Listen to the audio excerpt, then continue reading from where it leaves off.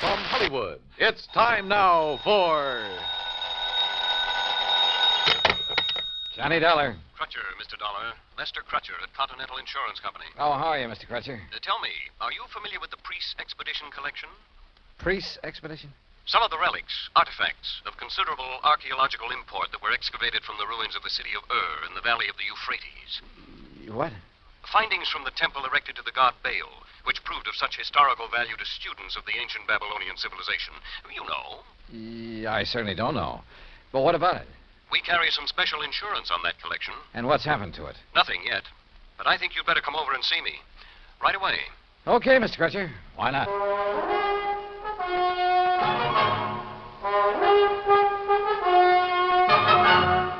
Bob Bailey in the exciting adventures of the man with the action-packed expense account. America's fabulous freelance insurance investigator. Yours truly, Johnny Dollar. And now, Act One of yours truly, Johnny Dollar.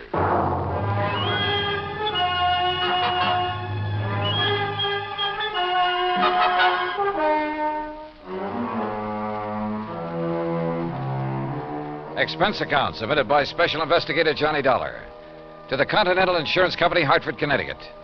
Following is an account of expenses incurred during my investigation of the loss of memory matter.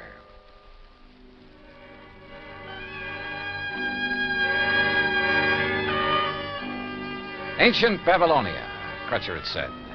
So on the way down to his office, I stopped off at the library for a good look at the encyclopedia. And I learned that what was once Babylonia is now a part of the country of Iraq, one of the hot spots in the Middle East. Good. There might be some action, even international intrigue. On a map, I found the location of the long-forgotten city of The confluence of the Tigris and Euphrates River near the Persian Gulf was where it was. Romantic names, all of them. And not too far away, the exotic city of Baghdad. Yes, at long last, a trip to the Middle East. Middle East? Well, that's what the map said, Mr. Crutcher. Near west is more like it, Dollar. Huh? You must have misunderstood me. The relics from the temple of the god Baal I mentioned are presently in the little town of Lakeview. Lakeview? Yes, right here in Connecticut. I guess I did misunderstand.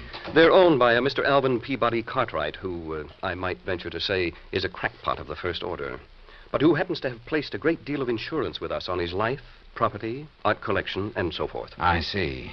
You mentioned a priest's expedition collection. Of rare scrolls and tablets, principally, taken from excavations along the bank of the Euphrates River. Some of them over 4,000 years old, all of them of great historical and archaeological value. Here, this is a relatively unimportant piece that Mr. Cartwright gave to me some years ago. Well, what is it? What does it look like? Well, like a tiny sort of sofa pillow. Only it's made out of dried mud or some... Hey, wait a minute. There are a lot of tiny marks on it. Hieroglyphics, Dollar. Those are a perfect example of the cuneiform writing that was used by the ancients. Oh, what's it say? Has anybody deciphered it? It's a receipt for 24 fat sheep, 12 oxen, and 12 goats that were taken to the temple for sacrifice to the great god Baal. Well, how about that? Does the whole collection consist of stuff like this? Yes, and of priceless scrolls made of papyrus and leather. You've heard of the Dead Sea Scrolls? Oh, yeah, sure. That throw so much light on biblical times. Yeah, they've had a lot of publicity in time and life and so on. Yes. Those in the priest collection cover much of the history of the Canaanites and Phoenicians. And you've insured the collection? It's this way. Mr. Cartwright has decided to sell it to the museum here in Hartford. Has promised them that his stepson, Alfred Hocking, who lives with him, would deliver it to them today. But now he's suddenly worried to death that something will happen to it en route. So? So, to keep him happy, we've issued a $20,000 transit policy. Well, then what's he worried about? Now he demands a guard for it, too. Well, doesn't he trust his stepson, this Alfred? Who knows? Who knows what old Cartwright thinks, whom he trusts. Well, now look, And after all, $250 plus whatever expense account you can dream up for a couple of hours' drive in the country. What if his own... Oh? Well, sure, why not?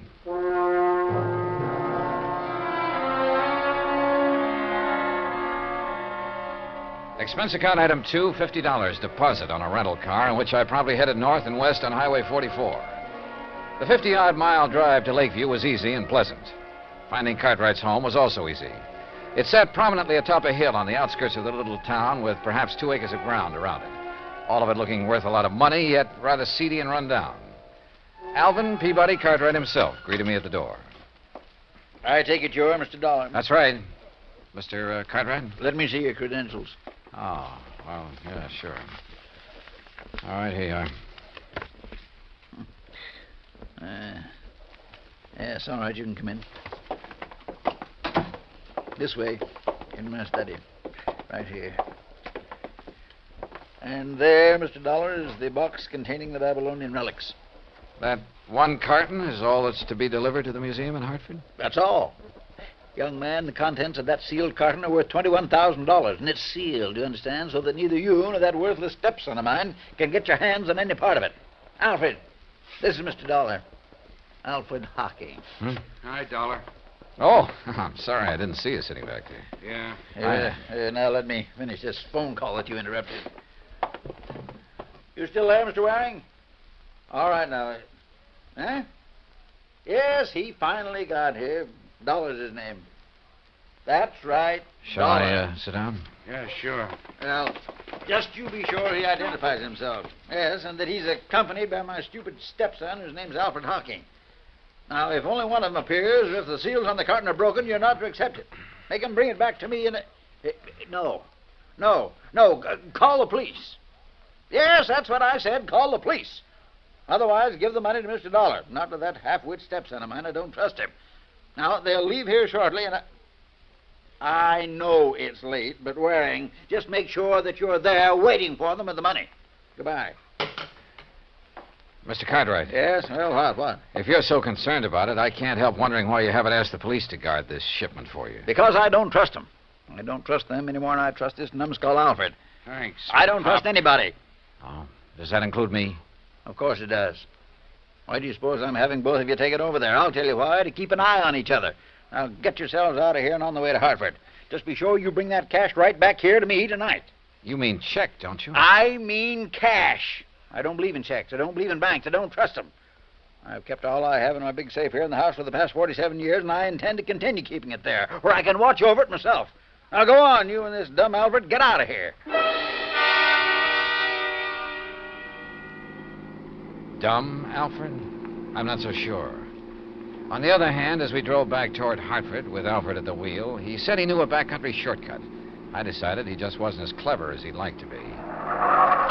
Hey, take it easy, Al. I'll give it to you straight, Dollar. I'd hoped the old buzzard would let me make this delivery alone.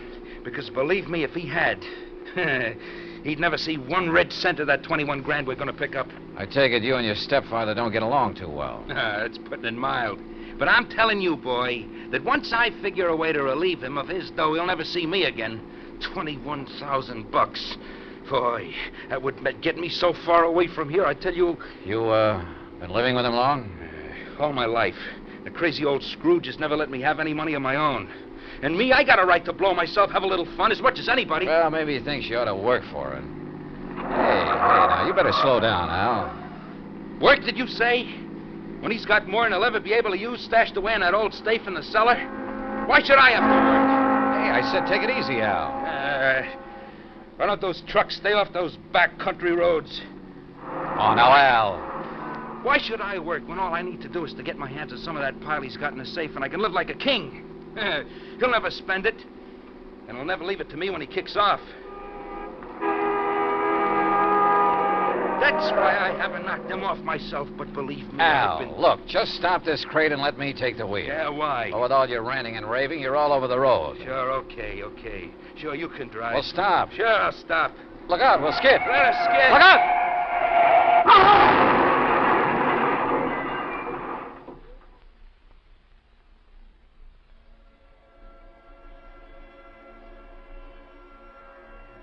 There was a long period of deep, dull blackness, without sound, without feeling. And then, slowly, hazily, the light came back, but it wasn't clear. Everything seemed very confusing, very vague. I was conscious of a terrible throbbing in my head, and then it slowly passed, leaving only a dull ache The strange and helpless feeling of not knowing who or what or where I was. Until the shadow of a man rose from the ground beside me. Slowly took definite form as it wavered for a moment, then stood over me. How about you, boy? Back to the world again? World?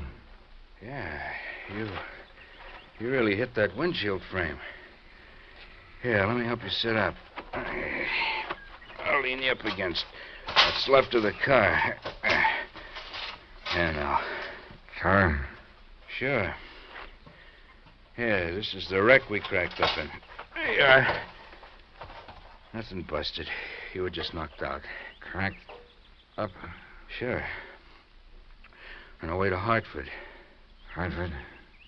Hey. What's the matter with you? I don't know. I can't seem to remember anything. What do you mean? I... Not anything. I can't remember. My mind is all blank. Well, you know who you are, don't you? No. What? No, and my head, it's just... Look. Are you kidding, Hartford? Bud? Car? Sure. Hartford, to deliver some stuff and collect a big wad of... You're sure you don't remember? I don't remember. Not even who you I are? don't remember. I'm trying to, but... Well, I'll be... Okay, now, listen. Everything's going to be okay, real okay. You want to know who you are, huh?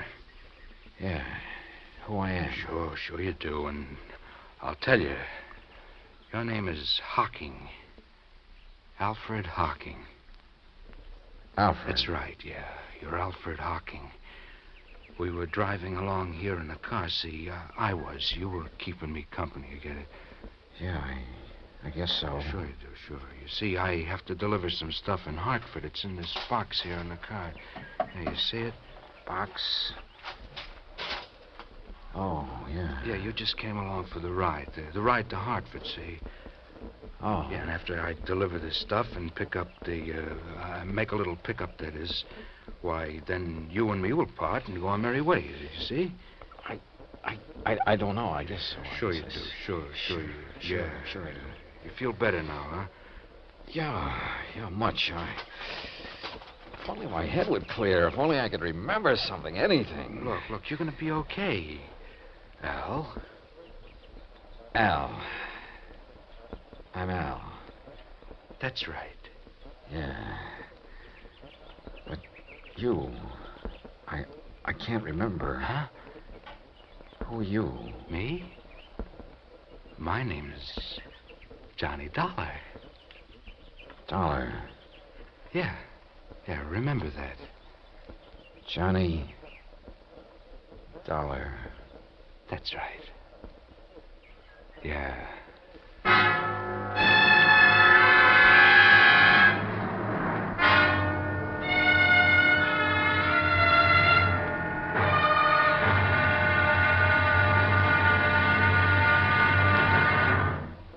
Act two of yours truly, Johnny Dollar, in a moment. We sometimes wonder, what is the life of a human being really worth? Not too much? Or maybe a great deal? Does it depend on whose life it is? Whatever the answer, one thing is certain. Fred Hargesheimer, since World War II, has felt that his life is worth quite a lot of gratitude. During the war in the Pacific, about June of 1943, Lieutenant Hargesheimer had his P-38 fighter plane shot out of the sky. Badly wounded, he bailed out over a tiny island, New Britain. It looked pretty small from where he hit the silk, but he found it much bigger when he hit the ground. It was bigger, and in complete control of the enemy. But Hargesheimer was lucky. After a month of lonely hiding, he was found by a group of friendly natives from the village of Nantambu. They cared for him and successfully hid him from enemy patrols for the next 4 months at the risk of their own lives. Then Hargesheimer was able to make it back to civilization. For the next 17 years, Fred Hargesheimer thought about those wonderful people of Nantambu. 12,000 miles away in the United States of America, Hargesheimer put a great plan into effect. He made speeches, took up collections, sold jewelry belonging to his family, and worked out a way to bring a bit of civilization and happiness to the little village of Nantambu. Needless to say, the villagers gave him a spectacular welcome upon his return. Fred Hargesheimer showed his gratitude to the people who had saved his life. But life is worth little without freedom, the right of all men, everywhere. Now, Act Two of yours truly, Johnny Dollar, and the Loss of Memory Matter.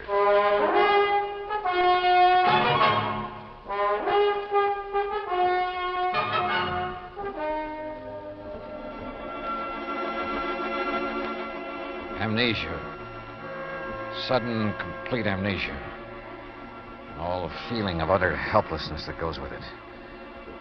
The man who was with me told me of the crack-up of our car on the way to a place he called Hartford. Hartford meant nothing to me. Nor did I recognize anything of the countryside or the road where we sat waiting, hoping someone would pick us up. Names, places, I remembered nothing. Not even who I was, or who the man with me was. That's right. Dollar. I'm Johnny Dollar.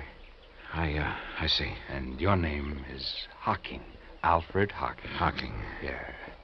Yeah, you're feeling better, aren't you? Yeah, I think so. Well, look in the pocket of your coat. Pocket? Oh, Isn't there a billfold there? Yeah, open it up. yeah, here's Yeah, there's a name in it? Sure, see? Alfred P. Hocking. That's right, that's you. And I'm Johnny Dollar. Just remember that and everything will be all right. Huh. Why don't some truck come along and pick us up, or a car? What are we doing out here, Johnny? You see this box? Well, I've got orders to deliver it to the museum in Hartford. Museum, huh? What's in it? No, just some old relics. Then I'll collect the money for it, and that'll be that. And you can be on your merry way, okay? Yeah. Yeah, I guess so. Sure. How come I'm going with you, Johnny? Why, you live in Hartford, see? Oh, I see. You didn't even know that. You still don't remember anything. Only what's happened since I woke up here. Look now. Yeah? Why don't you take me home first, if we can get a ride, that is, and maybe if I rest, I'll feel better. No. Maybe my mind will clear up. No, first the museum. But, Johnny... All right, listen. The crazy old coot I'm delivering this stuff for, well, he phoned ahead that there'd be two of us, see, so you've got to come along to the museum. Museum? Yeah, the museum, the one in Hartford, like I told you. Oh, yes. But once I get the money for it, I'll take care of you. Yeah, I'll take care of you. You've done pretty good as it is, I guess. Sure I have, Al, I mean. I've pulled you out of the wreck and all. Hey, look, here comes a big moving van, and if I know those boys, he'll pick us up. Come on, get up on your feet, and we'll flag him down.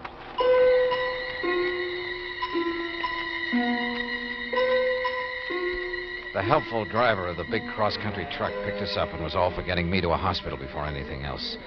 But my companion, who called himself Johnny Dollar, assured him he'd do it as soon as our mission was accomplished. So the driver agreed to take us directly to the museum Johnny had mentioned. Johnny Dollar. The name had a strangely familiar sound, but I couldn't remember. Finally, in the city, they told me it was Hartford. We pulled up in front of a large, rather imposing granite building. You sure somebody will still be there waiting to meet you, mister? It's getting pretty late. Don't worry, driver. There'll be somebody, all right. Okay, but you sure you don't want any wait and take your friend Al to a hospital? Like I told you, the minute we're through here, I'll take care of him. Come on, Al. Sure. Thanks, driver. Yeah, thanks. It's okay, boys. If I couldn't give somebody in trouble a hand, I'd have no business driving this rig. Come on, here's your package. Oh, thanks again. Now, come on, Al. Okay, Johnny. I'll do all the talking, and you just remember who you are. Sure. Let me help you carry that. You just push the bell button there beside... Well, it's about time. Which of you is Mr. Dollar? That's me. Hi, Mr. Waring. Here's my credentials. Yes. Then you... Al Hocking. Oh, yes. Just as Mr. Cartwright said on the phone. But what happened to you? I had a little car accident on the way. Oh, yes.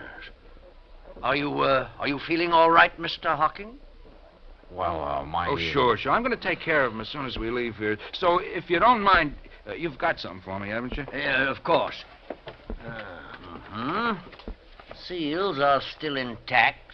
Sure are, in spite of the accident. Oh, very well. If you'll step inside, I'll give you the money. Good. Come on. Al. I must confess my bewildered mind was somewhat puzzled by what happened next. Mr. Waring opened a small wall safe and handed my companion a package. From it, he extracted and counted almost greedily $21,000. He signed a receipt, accepted a receipt for the packet of bills. Then we left the museum and hailed a taxi. Hey, buddy, you know a drive-your-own-car place that's still open? Sure do. Then take us there, and there's an extra fin for you if you step on it. Right you are. Johnny, can't the cabbie take me home first? I said I'd take care of you, didn't I? All right, now, don't ask any questions. We haven't got time. Maybe I had lost all memory. Maybe my mind was befuddled, confused. The pain in my head nearly driving me out of whatever sanity I'd retained. Nonetheless, I had a strange feeling that things weren't what they should be. Still, my friend, this Johnny Dollar who'd saved me from the wrecked car... If only I could remember things from before we cracked up. There was something strange, too, in the way he slowly, painstakingly signed the application for the drive-your-own car, looking carefully all the while at the license he pulled out of his pocket. Then a few minutes later, we were on the road again, and we were heading, according to the highway signs, out of town and toward a place called Danbury on Route 6.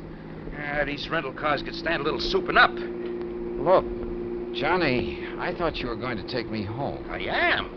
But you said I live in Hartford. Listen, if I know that stepfather of yours, the sooner we get out of the state... What? What were you going to say? Nothing. Now, listen. I got to get you to a hospital, see, and the best one I know is over the line in New York. You want to get your memory back, don't you? Yeah, sure, but now look, Al. Huh? What'd you say? It's funny. I called you Al. What's funny about it? Sure you aren't beginning to remember things, huh? How about it? I wish to heaven I could. But now, look, Johnny, there's something funny about all this. I may be a bit muddled after that crack-up we were in, but it seems... You are muddled. That's the reason you're getting crazy ideas, but don't. See? Just quit thinking and relax so you might do something you'd be sorry for. Yeah. Real sorry. This determination of his to get across the state line. Things were wrong, and I knew it. But I didn't know why. A man's judgment is based on his experience. So are his reasoning powers, based on things he's done or that have happened to him, or at the very least on things he's known about in the past. And all of my knowledge of the past was gone from me. Anything I might do or say at this point would probably be wrong. So how could I argue with this Johnny Dollar? What's more, he had a gun. I'd felt it in his pocket when he bumped against me. Perhaps if I had a gun, I could stop him, demand an explanation. I felt that I should. Why? I didn't know why, but somehow. Johnny? Yeah? Why are you so anxious to get into another state? I told you to get you to a hospital. Now shut up. Oh, listen to me. Don't ask questions. Just leave everything to me. Well, why is driving all this distance, 50 or 60 miles now, better than if you'd taken me to a hospital or doctor back in Hartford? I told you to stop asking questions. Yeah. Johnny, why do you carry a gun? Why shouldn't I? Don't worry about it. Are you supposed to? Sure. I got a permit, so forget it. Let me see it. Hey, what is this? Later. Now. Later, I said. Then I don't believe you. All right, then here. Look in this card case. I looked in Johnny Dollar's card case. His driver's license, business cards that said he was a freelance insurance investigator. And again, something vaguely familiar stirred in my cloudy mind. You find it yet? And then an identification card with thumbprint and snapshot. And the picture was not of the man beside me. Instinctively, I leaned over to look into the rear view mirror, to look at myself. But he pulled the gun from his pocket, and before I could do it, he struck me hard across the head.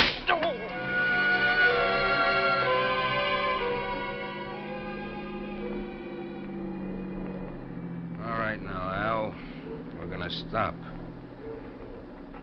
You hear me, Al? Yeah. Yeah. You hit me with that gun. That's right. That was a mistake. Because that second blow on the head. Why have we stopped? You'll see. You see, you gave me an idea about this gun. Get out. Sure. Why not? Pretty wobbly, huh? All right, now. Look down over the side of the road there. What about it? See that deep ravine down there? Why? Al? That's why. Because you called me Al.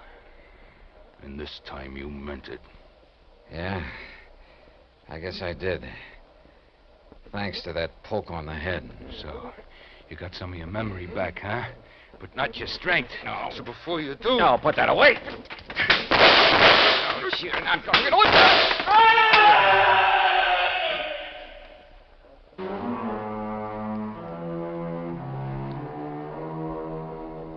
Expense account total so far, $95 even, including doctor bills.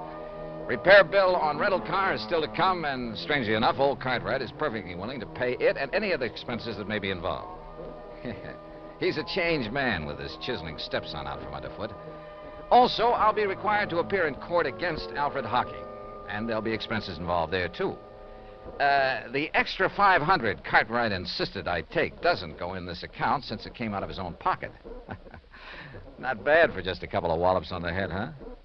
Yours truly, Johnny Dollar.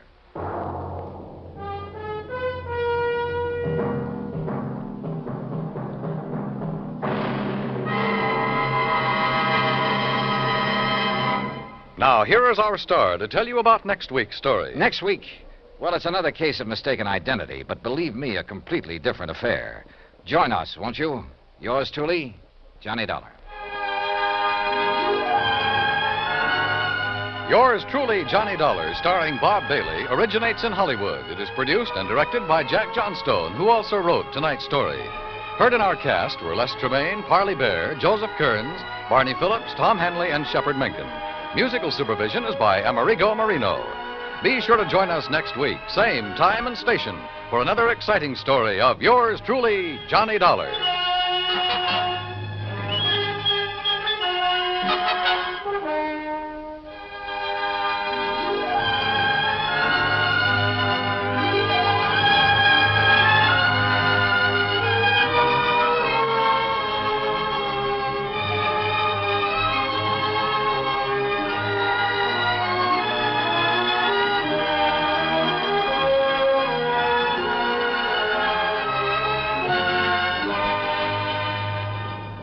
This is the United States Armed Forces Radio and Television Service.